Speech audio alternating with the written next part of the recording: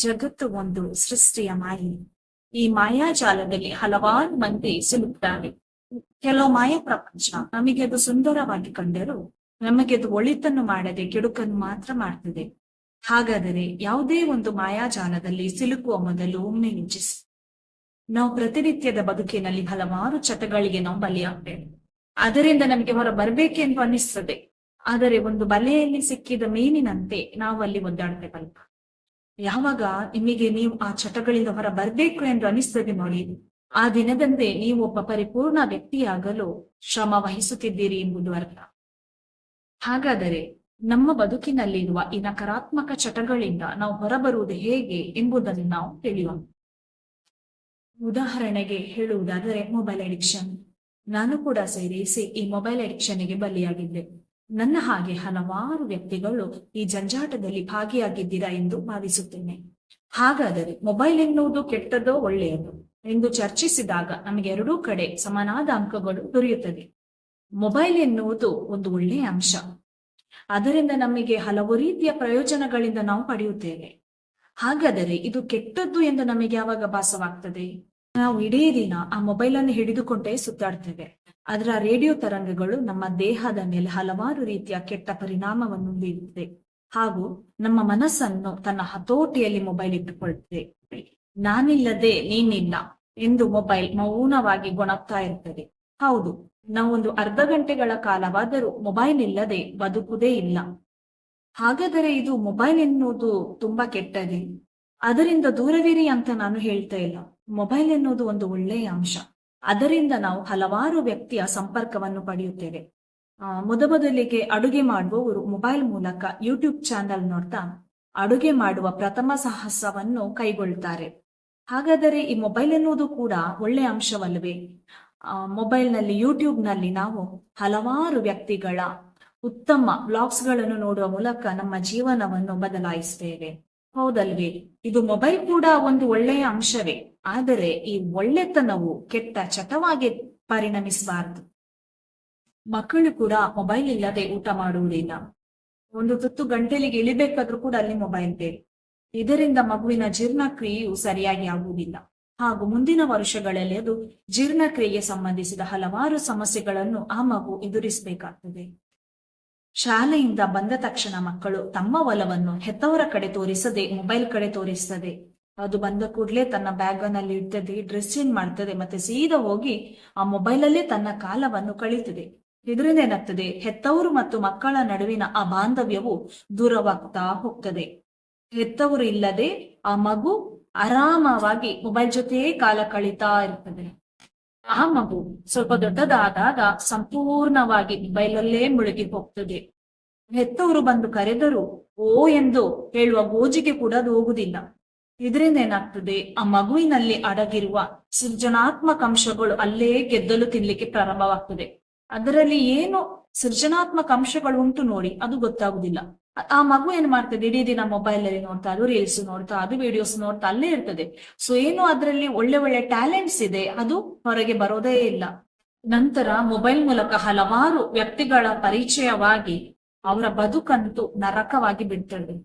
ವಯಸ್ಸಾದ ತಂದೆ ತಾಯಿಯನ್ನು ಕೂಡ ಒಂದು ಕಡೆ ಸುತ್ತಾಡ್ಲಿಕ್ಕೆ ಮಕ್ಕಳು ಕರ್ಕೊಂಡು ಹೋಗುದಿಲ್ಲ. ಆದ್ರೆ ಮೊಬೈಲ್ ಅನ್ನು ಮಾತ್ರ ಎಲ್ಲಾ ಕಡೆ ತೆಗೆದುಕೊಂಡೇ ಹೋಗ್ತಾರೆ ಅವರು.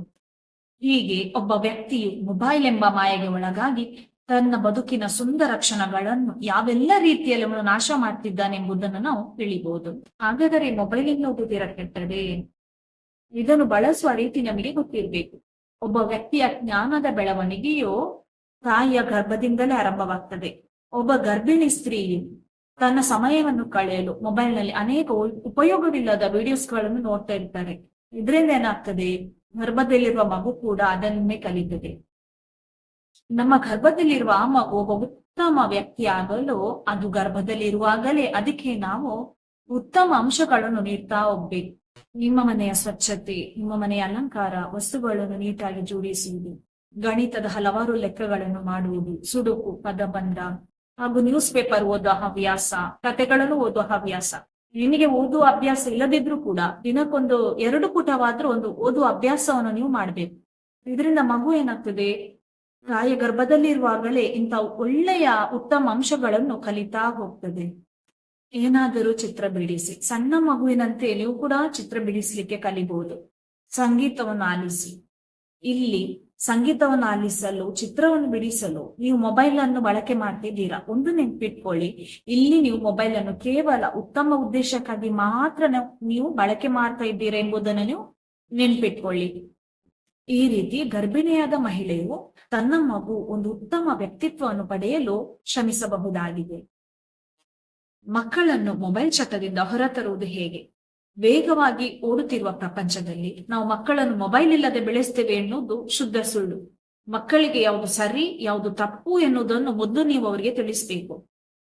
ಮಕ್ಕಳು ಶಾಲೆಯಿಂದ ಬಂದ ಕೂಡ್ಲೆ ನೀವು ಅವರೊಂದಿಗೆ ಕಾಲವನ್ನು ಕಳೆಯಿರಿ. ಮೊದಲಿಗೆ ಹೆತ್ತವರಾದ ನಾವು ಮೊಬೈಲ್ ಇಂದ ದೂರವಿರ್ಬೇಕು. ನಾವು ಮೊಬೈಲ್ ಅನ್ನು ಯೂಸ್ ಮಾಡ್ತಾ ಇದ್ರೆ ಮಕ್ಕಳು ಕೂಡ ಅದನ್ನೇ ನೋಡ್ತಾರೆ, ಅವರು ಕೂಡ ಅದನ್ನೇ ಮಾಡ್ತಾರೆ. ಆದ ಕಾರಣ ಏನ್ ಮಾಡ್ಬೇಕು, ಒಂದು ಅರ್ಧ ಗಂಟೆಗಳ ಕಾಲ ಮಕ್ಕಳು ಬಂದ ಕೂಡಲೇ ಅವರ ಜೊತೆ ನಾವು ಇರ್ಬೇಕು, ನಮ್ಮ ಮೊಬೈಲ್ ಅನ್ನು ದೂರ ಇಡ್ಬೇಕು. ಮೊದಲನೇದಾಗಿ ಹೆತ್ತವರು ಮಕ್ಕಳ ಮುಂದೆ ಮೊಬೈಲ್ ಅನ್ನು ಒಳ್ಳೆಯ ಉದ್ದೇಶಕ್ಕಾಗಿ ಮಾತ್ರ ಬಳಸಿ. ನಿಮ್ಮ ಮೊಬೈಲ್ ಅನ್ನು ಬದಿಗಿಟ್ಟು ನಿಮ್ಮ ಮಕ್ಕಳ ಜೊತೆ ನೀವು ಕಾಲವನ್ನು ಕಳೆಯಿರಿ. ಅವರು ಶಾಲೆಯಿಂದ ಬಂದ ಕೂಡಲೇ ಅವರ ಜೊತೆ ಸ್ವಲ್ಪ ಮಾತಾಡಿ. ಶಾಲೆಯಲ್ಲಿ ಏನಾಯ್ತು, ಟೀಚರ್ ಏನ್ ಮಾಡಿದ್ರು, ನಿನ್ನ ಫ್ರೆಂಡ್ಸ್ ಹೇಗಿದ್ದಾರೆ, ಅಥವಾ ಶಾಲೆಯಲ್ಲಿ ಏನಾದ್ರೂ ನಿಮಗೆ ಸಮಸ್ಯೆ ಆಗ್ತದ ಕೇಳಿ. ಆ ರೀತಿ ಮಕ್ಕಳ ಜೊತೆ ನೀವು ಮಾತಾಡಿ. ಆಗ ಮಗುವಿಗೆ ಏನಾಗ್ತದೆ, ನನ್ನನ್ನು ವಿಚಾರಿಸೋರು ಇದ್ದಾರೆ, ನನ್ನ ಮೇಲೆ ನನ್ನ ತಾಯಿಗೆ ಅಥವಾ ತಂದೆಗೆ ತುಂಬಾ ಪ್ರೀತಿ ಇದೆ ಎಂದು ಅದು ಫೀಲ್ ಮಾಡ್ಕೋತದೆ. ಮಕ್ಕಳು ಹೋಮ್ವರ್ಕ್ ಮಾಡುವಾಗ ಅವರ ಜೊತೆಗೆ ಇರಿ. ಅವರ ಹೋಮ್ವರ್ಕ್ ಜೊತೆ ನೀವು ಕೂಡ ಕೈ ಜೋಡಿಸಿ. ಹೋಮ್ವರ್ಕ್ ಮಾಡಿದ ಮಗುವಿಗೆ ಶಹಬಾಸ್ ಎಂದು ಬೆನ್ನು ತಟ್ಟಬೇಕು. ನೀವು ಮೊಬೈಲ್ ಅನ್ನು ದೂರ ಇಟ್ರೆ ನಿಮ್ಮ ಮಕ್ಕಳು ಕೂಡ ಮೊಬೈಲ್ ನೋಡುವುದಿಲ್ಲ. ಈ ಅತ್ಯಮೂಲ್ಯ ಸಮಯವನ್ನು ನಿಮ್ಮ ಮಕ್ಕಳೊಂದಿಗೆ ಕಳೆಯಿರಿ. ಈ ಸುಂದರ ಕ್ಷಣಗಳನ್ನು ಕ್ಯಾಮೆರಾ ಮೂಲಕ ಕ್ಲಿಕ್ಕಿಸಿ. ಎಲ್ಲಿ ಕೂಡ ನೆನ್ಪಿಟ್ಕೊಳ್ಳಿ, ನಿಮ್ಮ ಮಗುವಿನ ನೆನಪುಗಳನ್ನು ನೀವು ದಾಖಲು ಮಾಡಲು ಮೊಬೈಲ್ ಅನ್ನು ಬಳಸ್ತಾ ಇದ್ದೀರಾ. ಇದು ಒಳ್ಳೆಯ ಉದ್ದೇಶಕ್ಕಾಗಿ ಬಳಕೆ ಮಾಡ್ತಿದ್ದೇನೆ ಎಂಬುದನ್ನು ನೀವು ಮಕ್ಕಳಿಗೆ ತಿಳಿಸ್ಬೇಕು. ಮಕ್ಕಳು ಇಡೀ ದಿನ ಮೊಬೈಲ್ ನೋಡ್ತಾ ಇದ್ರೆ ಇದರಿಂದ ಅವರ ಆರೋಗ್ಯದ ಮೇಲೆ ಯಾವ ರೀತಿ ಪರಿಣಾಮ ಬೀರ್ತದೆ ಎಂಬುದನ್ನು ನೀವು ಅವರಿಗೆ ಸಕಾರಾತ್ಮಕ ರೀತಿಯಲ್ಲಿ ಅವರಿಗೆ ತಿಳಿಸಬೇಕು. ಹಾಗೂ ಗುರುತು ಪರಿಚಯ ಇಲ್ಲದವರ ಪರಿಚಯವಾಗಿ ಅವರ ಜೀವನ ಹೇಗೆ ನಾಶವಾಗ್ತದೆ ಎಂಬುದನ್ನು ಕೂಡ ಅವರಿಗೆ ನೀವು ಮನವರಿಕೆ ಮಾಡಬೇಕು. ಇದನ್ನೆಲ್ಲ ನಾವು ಸಣ್ಣ ಮಕ್ಕಳಿಗೆ ಹೇಳಿದವರಿಗೆ ಅರ್ಥವಾಗುವುದಿಲ್ಲ. ಆದ್ರಿಂದ ನಾವೇನ್ ಮಾಡ್ಬೋದು, ಮಕ್ಕಳು ಶಾಲೆಯಿಂದ ಬಂದ ಕೂಡಲೇ ಕನಿಷ್ಠ 1 ವಾರಗಳ ಕಾಲವಾದ್ರೂ ಈ ಮೊಬೈಲ್ ಅನ್ನು ಅವರ ಕಣ್ಣಿಂದ ದೂರ ಇಡ್ಬೇಕು. ಮೊಬೈಲ್ ಹತ್ರ ಇದ್ರೆ ಮಾತ್ರ ಅಲ್ವಾ ಅದು ಮಗು ಹೋಗಿ ಮೊಬೈಲ್ ಅನ್ನು ನೋಡ್ತದೆ ಅಂತ ಹೇಳ್ಬೋದು. ಅದೇ ದೂರ ಇಟ್ರೆ ಮೊಬೈಲ್ ನೋಡುವ ಪ್ರಶ್ನೆಯಲ್ಲಿ ಎದ್ದಿಡುದಿಲ್ಲ ಅಲ್ವಾ. ಮಕ್ಕಳು ಶಾಲೆಯಿಂದ ಬಂದ ಬಳಿಕ ಒಂದು ಅರ್ಧ ಗಂಟೆ ಆದ್ರೂ ನೀವು ಮಕ್ಕಳೊಂದಿಗೆ ಇರ್ಬೇಕು. ಅವರೊಂದಿಗೆ ಆಟವಾಡಿ. ಮಗುವಿಗೆ ಬೇಜಾರಾಗ್ತದೆ, ಮನೇಲಿ ಆಟಾಡ್ಲಿಕ್ಕೆ ಯಾರಿಲ್ಲ, ಆದ ಕಾರಣ ಅದು ಮೊಬೈಲ್ ನೋಡ್ತದೆ.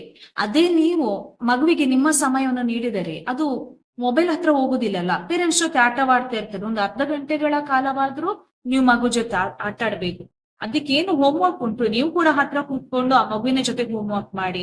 ಹಾಗೂ ಮಗುವಿನ ಪಾಠದಲ್ಲಿ ಏನೆಲ್ಲ ಬರ್ತದೆ ಅದು ನೀವು ಮತ್ತೊಮ್ಮೆ ವಿದ್ಯಾರ್ಥಿಯಾಗಿ ಕಲಿಯುವ ಅವಕಾಶವನ್ನು ಎಂದಿಗೂ ಮಿಸ್ ಮಾಡ್ಕೋಬೇಡಿ. ನಿಮ್ಮ ಮಗು ಬೆಳೆಯಬೇಕಾದ ಕ್ಷೇತ್ರದ ಕಡೆ ಗಮನವನ್ನು ನೀಡಿ. ಸಂಗೀತ ಇರ್ಬೋದು, ನೃತ್ಯ ಇರ್ಬೋದು, ಚೆಸ್, ವಾದ್ಯ ನುಡಿಸುವುದು, ಹೀಗೆ ಹಲವಾರು ಚಟುವಟಿಕೆಗಳಲ್ಲಿ ಆ ಮಗು ಭಾಗಿಯಾಗುವಂತೆ ನೀವು ಸಹಕಾರ ನೀಡಬೇಕು. ನಿಮ್ಮ ಮಗುವಿನ ಜೊತೆ ನೀವು ನಿಮ್ಮ ನೆರೆಹೊರೆಯ ಉತ್ತಮ ವ್ಯಕ್ತಿಗಳ ಮನೆಗಳಿಗೆ ಭೇಟಿ ನೀಡಿ. ಇಲ್ಲಿ ಮಗು ಸಮಾಜದ ಸಂಪರ್ಕವನ್ನು ಪಡೆಯುತ್ತದೆ. ಒಬ್ಬರ ಜೊತೆಗೆ ಮಾತಾಡಬೇಕು, ಅವರಿಗೆ ಗೌರವ ಕೊಡಬೇಕು ಎಂಬುದನ್ನು ಮಗು ಇಲ್ಲಿ ಕಲಿತಾ ಹೋಗ್ತದೆ. ನೆನ್ಪಿಡಿ, ನೀವು ಮಕ್ಕಳ ಜೊತೆ ಇರುವಾಗ ಯಾವುದೇ ಕೆಟ್ಟ ಅಂಶ ಇಲ್ಲಿ ಚರ್ಚಿಸಬಾರದು.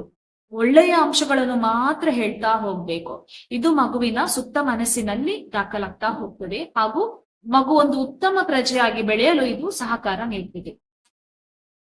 ಮಕ್ಕಳಿಗೆ ಒಂದು 10 ನಿಮಿಷ ಆದ್ರೂ ಕೂಡ ನೀವೇನಾದ್ರೂ ಓದ್ಲಿಕ್ಕೆ ಹೇಳಿ, ಅಥವಾ ಕತೆ ಪುಸ್ತಕ ಕೊಡಿ, ಅಥವಾ ನ್ಯೂಸ್ ಪೇಪರ್ ಕೊಡಿ, ಏನಾದ್ರೂ ಒಂದು ಕೊಟ್ಟು ಒಂದು 10 ನಿಮಿಷ ಓದ್ಲಿಕ್ಕೆ ಹೇಳ್ಬೇಕು. ಇದರಿಂದ ಏನಾಗ್ತದೆ, ಮಗುವಲ್ಲಿ ಓದುವ ಅಭ್ಯಾಸ ಬೆಳೀತಾ ಹೋಗ್ತದೆ. ಅಡುಗೆ ಮನೆಯಲ್ಲಿ ಕೂಡ ನಿಮ್ಗೆ ಸಹಾಯ ಮಾಡ್ಲಿಕ್ಕೆ ನಿಮ್ಮ ಮಕ್ಕಳನ್ನು ಕರೆಯಿರಿ. ಅವರಿಗೊಂದು ಪ್ಲೇಟ್ ತೊಳಿಲಿಕ್ಕೆ ಹೇಳ್ಬೋದು, ಅವರ ಶಾಲೆಯ ಟಿಫಿನ್ ಅನ್ನು ಕ್ಲೀನ್ ಮಾಡೋದಿರ್ಬೋದು, ಅಥವಾ ಅವರ ಬಾಟ್ಲ್ ಅನ್ನು ವಾಶ್ ಮಾಡ್ಬೋದು. ಈ ರೀತಿಯ ಕೆಲವು ಚಟುವಟಿಕೆಗಳನ್ನು ನೀವು ಅವರಿಗೆ ನೀಡಬಹುದು. ಇದರಿಂದ ಏನಾಗ್ತದೆ, ನಿಮ್ಮ ಮತ್ತು ನಿಮ್ಮ ಮಗುವಿನ ಆ ಸಂಬಂಧವು ತುಂಬಾ ಚೆನ್ನಾಗಿ ಬೆಳೀತಾ ಹೋಗ್ತದೆ. ಹಾಗೂ ಅಡುಗೆ ಮನೆಯಲ್ಲಿ ಕೂಡ ನೀವು ಕೆಲವು ಚಟುವಟಿಕೆ ಆ ಮಗುವಿಗೆ ನೀಡ್ಬೋದು. ಅಲ್ಲಿ ತುಂಬಾ ತರಕಾರಿ ಇರ್ತದಲ್ವಾ, ಆ ತರಕಾರಿಗಳ ಹೆಸರು ಹೇಳೋದಿರ್ಬೋದು, ಅಥವಾ ಈರುಳ್ಳಿ ಬೆಳ್ಳುಳ್ಳಿ ಇದ್ರೆ ಅವುಗಳು ಎಷ್ಟಿದೆ ಎಂಬುದನ್ನು ಅವರು ಕೌಂಟ್ ಮಾಡ್ತಾ ಹೋಗ್ಬೋದು. ಇದರಿಂದ ಗಣಿತ ಕೂಡ ಅವರಿಗೆ ಈಸಿ ಆಗ್ತದೆ. ನಿಮ್ಮ ಮನೆಯಲ್ಲಿರುವ ಹಿರಿಯರೊಂದಿಗೆ ನಿಮ್ಮ ಮಕ್ಕಳನ್ನು ಬಿಡಿ. ಅಲ್ಲಿ ಆ ಹಿರಿಯರ ಜೊತೆ ಅವರು ಮಾತಾಡ್ತಾ ಆಟವಾಡ್ತಾ ಇರ್ತಾರೆ. ಇದರಿಂದ ಆ ಮಗು ಒಳ್ಳೆದನ್ನೇ ಕಲಿತಾ ಹೋಗ್ತದೆ. ಹಾಗೂ ನೀವು ಒಂದು ವಯಸ್ಸಿಗೆ ತಲುಪಿದಾಗ ನಿಮ್ಮ ಮಕ್ಕಳು ನಿಮ್ಮನ್ನು ಗೌರವಿಸ್ತಾರೆ, ನಿಮ್ಮನ್ನು ಪ್ರೀತಿಸ್ತಾರೆ, ನಿಮ್ಮನ್ನು ಯಾವುದೇ ಅರ್ಧ ದಾರಿಯಲ್ಲಿ ಅವರು ಬಿಟ್ಟಾಕುವುದಿಲ್ಲ. ಮನೆಯಲ್ಲಿರುವ ವಸ್ತುಗಳನ್ನು ನೀಟಾಗಿ ಜೋಡಿಸಲು ಮಕ್ಕಳಿಗೆ ಹೇಳ್ಬೋದು.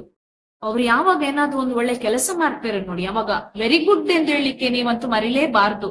ನಾವ್ ಎಷ್ಟು ಅವರಿಗೆ ಗುಡ್ ಹೇಳ್ತಾ ಹೋಗ್ತೇವೆ ನೋಡಿ, ಅದು ಅವ್ರಿಗೆ ಖುಷಿ ಕೊಡ್ತಾ ಇರ್ತದೆ. ಆಗ ಮಗು ಇನ್ನು ನಾನೇನು ಕೆಲಸ ಮಾಡ್ಬೋದು, ನಾನು ಕೆಲಸ ಮಾಡಿದ್ರೆ ನನ್ನ ತಾಯಿಗೆ ಖುಷಿ ಆಗ್ತದೆ ಅಥವಾ ನನ್ನ ತಂದೆಗೆ ಖುಷಿ ಆಗ್ತದೆ, ನನಗೆ ಗುಡ್ ಅಂತ ಹೇಳ್ತಾರೆ ಅಂತ ಹೇಳಿ ಮಗುವನ್ನು ಒಳ್ಳೆ ಕೆಲಸ ಮಾಡ್ತಾ ಹೋಗ್ತದೆ. ಮಕ್ಕಳ ಆಟದ ಸಾಮಗ್ರಿಗಳನ್ನು ಅವರೇ ಮರು ಜೋಡಿಸ್ಲಿಕ್ಕೆ ನೀವು ಪ್ರೇರೇಪಣೆ ನೀಡ್ಬೇಕು. ಮಕ್ಳೇನ್ ಮಾಡ್ತಾರೆ, ಆಟವಾಡ್ತಾರೆ ಮತ್ತು ಅದನ್ನಲ್ಲೇ ಬಿಟ್ಟು ಹೋಗ್ತಾರೆ. ಇದನ್ನು ನೀವು ತಡಿಬೇಕು. ಅವರು ಆಟವಾಡಿದ ಬಳಿಕ ಅವರ ಆಟದ ಸಾಮಗ್ರಿಗಳನ್ನು ಅವರೇ ಜೋಡಿಸ್ಲಿಕ್ಕೆ ನೀವು ಪ್ರೇರೇಪಣೆ ನೀಡಬೇಕು. ಅವರ ಕೆಲಸವನ್ನು ಅವರೇ ಮಾಡ್ಬೇಕು ಅಂತ ನೀವು ಹೇಳ್ಬೇಕು. ಈ ರೀತಿಯಾಗಿ ನಮ್ಮ ಮಕ್ಕಳು ಮೊಬೈಲ್ ಸಹಾಯವಿಲ್ಲದೆ ತಮ್ಮ ಸಮಯವನ್ನು ಹೇಗೆ ಕಳಿಬಹುದು ಎಂದು ನಾವು ತಿಳ್ಕೊಂಡ್ವಿ. ಈ ರೀತಿ ನೀವು ಕನಿಷ್ಠ 1-2 ವಾರಗಳ ಕಾಲ ಮಾಡ್ತಾ ಬಂದ್ರೆ ಅದು ಮಗುವಿನ ಸುಪ್ತ ಮನಸ್ಸಿನಲ್ಲಿ ದಾಖಲಾಗ್ತಾ ಹೋಗಿ ಆ ಚಟುವಟಿಕೆಗಳನ್ನು ಅದು ಡೈಲಿ ಮಾಡ್ತಾ ಹೋಗ್ತದೆ. ಆಗ ಅದು ಮೊಬೈಲ್ ಬೇಕು ಎಂದು ಕೇಳಿಕೆ ಹೋಗುದಿಲ್ಲ. ಬೇಕಾದ್ರೆ ನೀವು ಟ್ರೈ ಮಾಡಿ, ನೀವು ಮೊಬೈಲ್ ಇಟ್ರೆ ಮಾತ್ರ ಅದು ಮೊಬೈಲ್ ಕಡೆಗೆ ಹೋಗ್ತದೆ. ಅದೇ ರೀತಿ ಅದಕ್ಕೆ ಬೋರ್ ಆಗ್ತದೆ, ಬೋರ್ ಆದಾಗ ಮಾತ್ರ ಅದು ಮೊಬೈಲ್ ಬೇಕು ಅಂತ ಹೇಳ್ತದೆ. ಸೊ ನಾವು ಮಕ್ಕಳನ್ನು ಬೇಜಾರಾಗದ ರೀತಿ ನಾವು ಬೆಳೆಸ್ಬೇಕು. ಅವರಿಗೆ ಬೋರ್ ಆಗದ ರೀತಿಯಲ್ಲಿ ನಾವು ಅವರಿಗೆ ಸಹಾಯ ಮಾಡ್ಬೇಕಲ್ವಾ. ನಾವೇ ಮೊಬೈಲ್ ನೋಡ್ತಾ ಇದ್ರೆ ಮಗು ಕೂಡ ಅದೇ ಮಾಡ್ತದೆ. ಆದ್ದರಿಂದ ಆ ಮಗುವನ್ನು ಮೊಬೈಲ್ ಇಂದ ದೂರ ಇಡ್ಬೇಕು. ಸೊ ನಾವು ಕೂಡ ದೂರ ಇಡ್ಬೇಕು ಆ ಮೊಬೈಲ್ ಇಂದ. ಆದ ಕಾರಣ ಮಗುವಿಗೆ ಬೋರ್ ಆಗದಾಗೆ ಈ ರೀತಿಯ ಎಲ್ಲಾ ಚಟುವಟಿಕೆಗಳನ್ನು ನೀವು ನೀಡ್ತಾ ಹೋದ್ರೆ ನಿಮ್ಮ ಮಗುವನ್ನು ನೀವು ಮೊಬೈಲ್ ಇಂದ ದೂರವಿಡ್ಬೋದು. Thank you.